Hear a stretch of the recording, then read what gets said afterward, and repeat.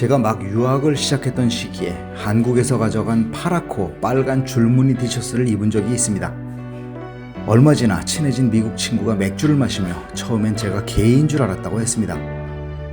그러면서 슬슬 알게 된 미 서부 문화에서 금기시되던 여러 복장 코드가 생각납니다. 남자가 색깔 옷을 안 입는 건 물론이고 반바지도 무릎 아래까지 내려오는 힙합 스타일이 일반적이었습니다.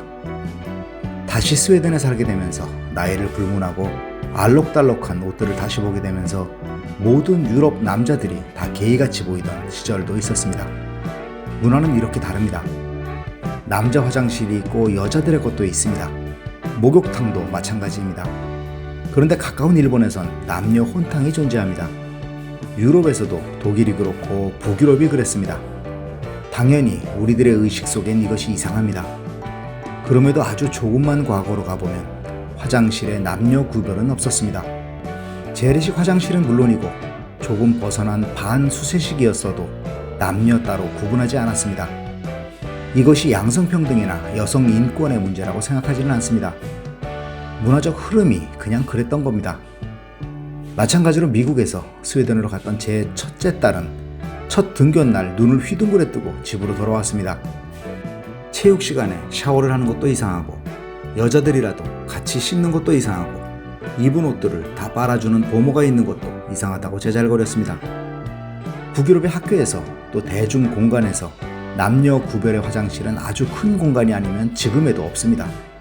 또 당연히 남녀 구별의 샤워실 또한 존재하지 않습니다. 이 문제는 당연히 과거의 습관 때문입니다. 춥고 물이 어는 북쪽에서는 가능한 거주 공간에서 가까운 곳에 화장실을 배치했습니다.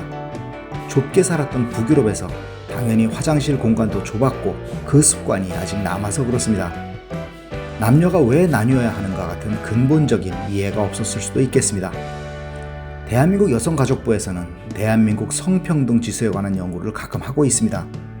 각종 젠더 이슈들을 나열하며 비교 대상으로 삼은 국가가 OECD 그리고 스웨덴입니다. 초등학생이 UFC 선수와 싸우는 비교를 하는 모습처럼 너무 비교 불가한 생각이 듭니다. 표만 보면 그렇습니다. 그런데 이것은 착각입니다.